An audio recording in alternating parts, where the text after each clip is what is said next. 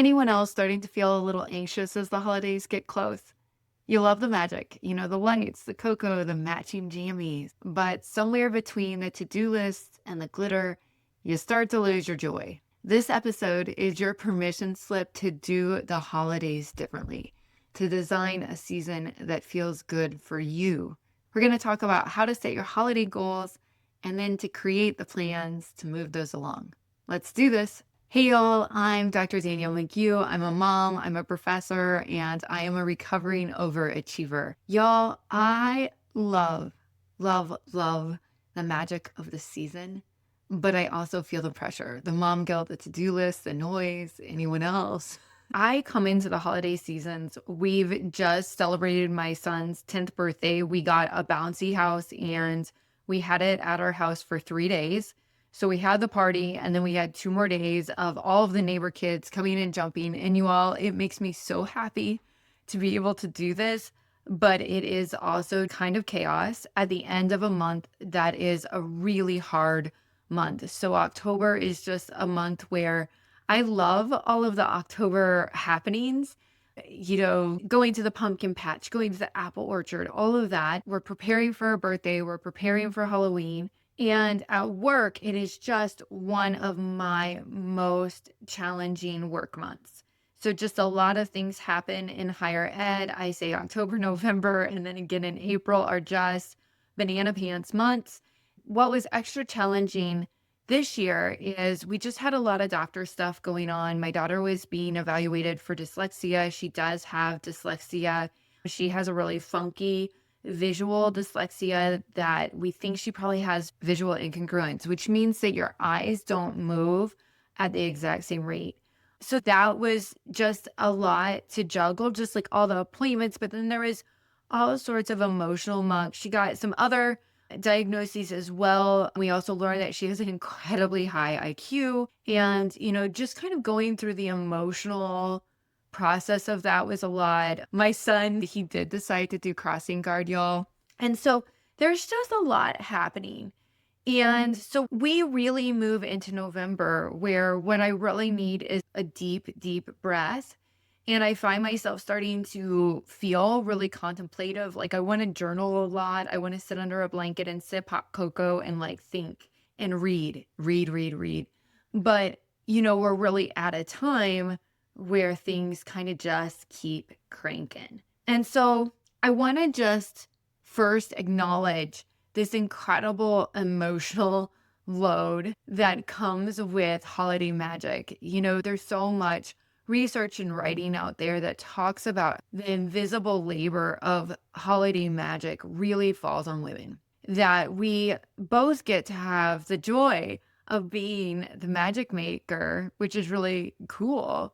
But there's also this social expectation that you should do that or you're failing in your role. And I oftentimes think to myself, I think I would love being a magic maker if we could pause all the other stuff.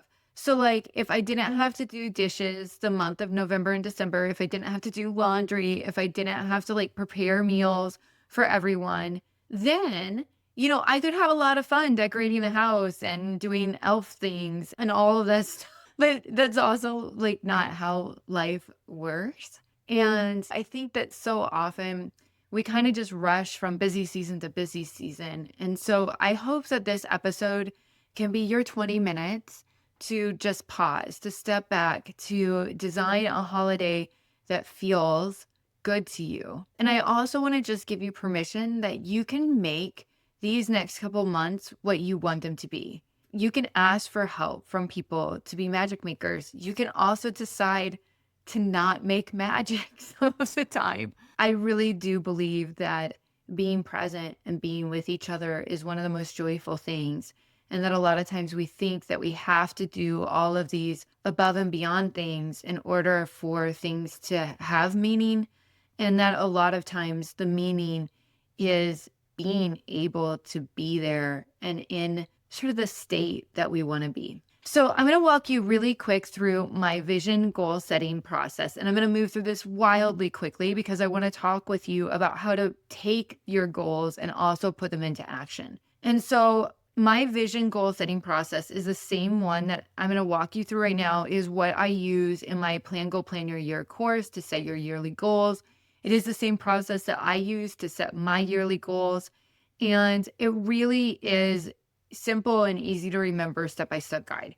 So V stands for values, just connecting to like, what are your values during the holiday season?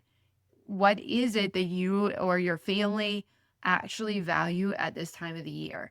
And, I recommend checking in with yourself to name what matters to you, but then also do have a check in with your family and ask them, because I do think that sometimes we feel this pressure to create and do all of these things. And then we find that the family's kind of relieved because they didn't want to do something. So ask them. So check in them. What's important to you during this season? The second thing is introspection. So the I stands for that, introspection. And this is where I just like to do a little bit of reflection. Like, what are some of our favorite traditions? What have been some of our most joyful moments in the past? So I love making cookies and getting to share them with other people. And y'all, it's a hot mess. And half the time I'm worried that I'm like making COVID cookies or flu cookies or something like that and delivering them to my neighbors. But I really enjoy putting in a huge order. I usually get my groceries delivered because I'm lazy like that, or I'm smart like that, y'all. I should rephrase that. I'm smart like that. I decide what matters, and going to the grocery store is not my favorite part. So we get my groceries delivered, and we first pick out the kind of cookies that we're going to make on Pinterest. We make up our grocery list, we order our groceries, and y'all, then we get bacon. And it's so fun. So what brings my family joy and what I really enjoy doing might be your worst nightmare. So first, capture what brings you joy. So you know your values, you've reflected on what brings you joy, and now we're going to look at self-care and capacity. The holidays can be a time of grief for people as well. That if you have moved through a loss, if you find yourself, going through a divorce, or having just lost a parent or another loved one, or maybe you yourself aren't feeling well, or dealing with a recent diagnosis, you might experience a lot of grief at this time of the year too. And so I think it's really important to go, what am I also grieving? Where do I need rest? Where do I need boundaries? And I want you to normalize lazy holidays like pajamas, movies, Hallmark, easy snacks, so you can set goals and create rest. And you can set goals to create rest.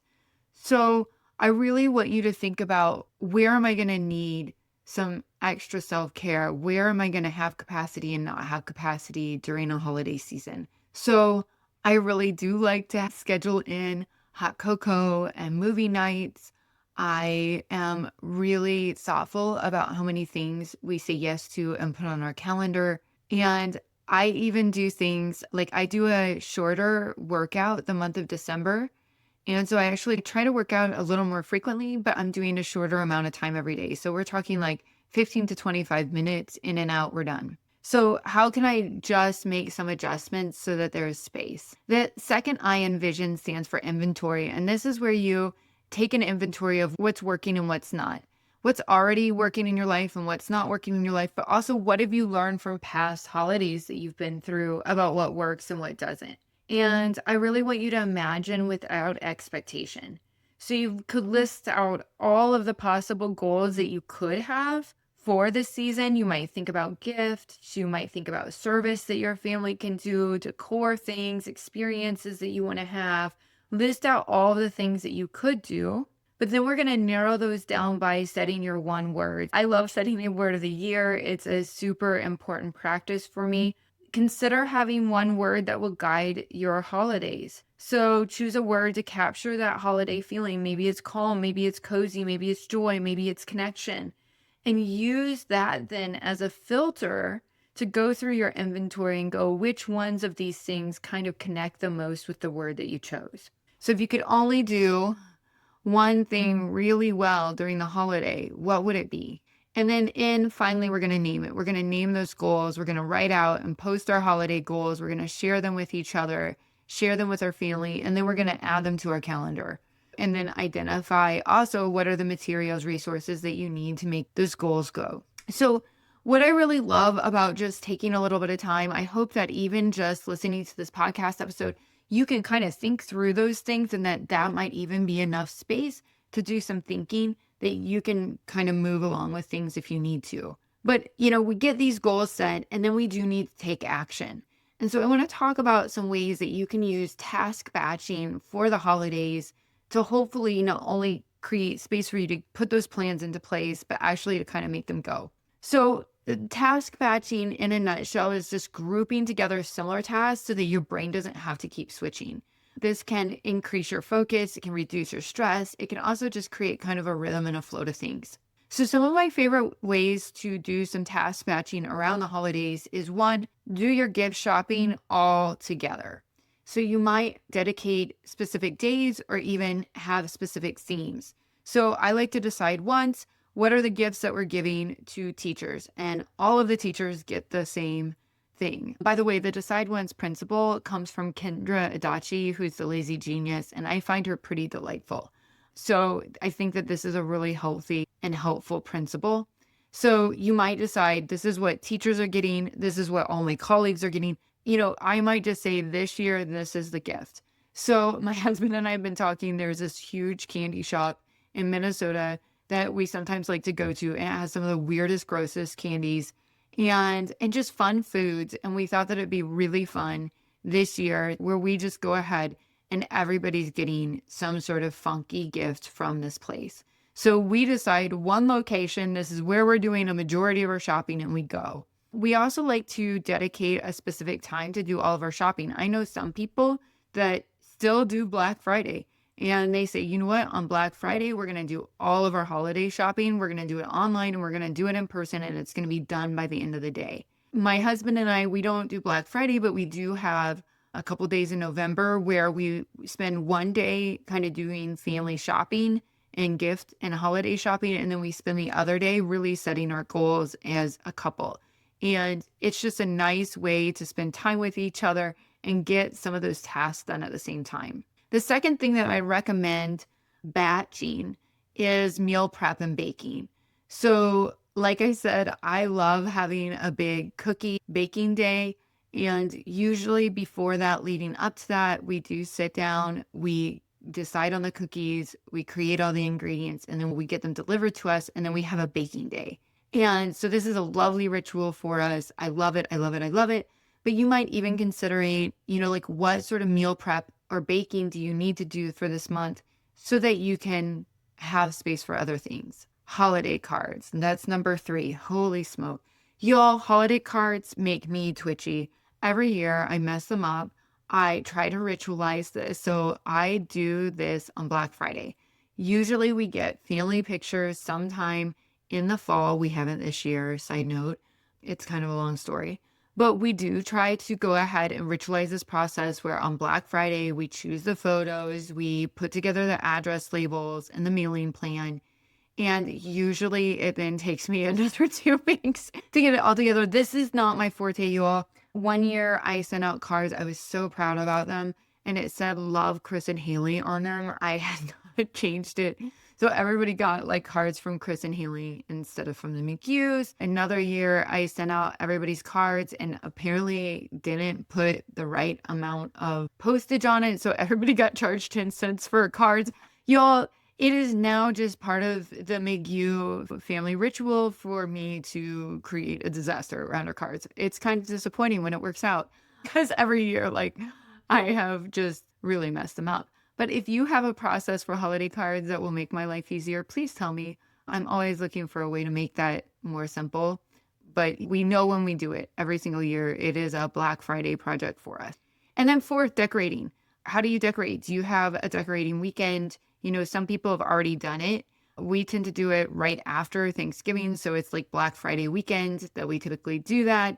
You could do it by room or maybe by category. You do indoor and then outdoor. But I flippin' love decorating. When we do Christmas decorating, we all drink hot cocoa. We have our candy canes. We turn on music. And for me, it is magic. So we kind of talked through a whole lot of things here. We've talked about how you can set some holiday goals. We've talked about how you can batch some tasks to make those goals go and to just kind of relieve the pressure of the holidays. What I want to sort of say is I want you to have magical holidays, but I want that magic to be on your terms, not because of some sort of crap social expectations. I want you to know what it is that you really want. And by really taking some time and go, well, what do we value about this time together? I want you to give yourself permission to dream about the holidays without guilt, but also choose a word, choose some things that ground that and guide you. And then I want you to batch the rest. It's okay to choose easy. It is okay to decide once. And the goal is to savor the season, not to survive it. Y'all, I wish for you a holiday that feels so magical, not just for your family, but for you too, that you are able to be present for it. I'm going to say something cheesy like, yeah, let's slay our way with golden play for a holiday that shines in every way. Oh my gosh, I'm the worst. I love y'all. And be bold, be balanced, and be well, friends.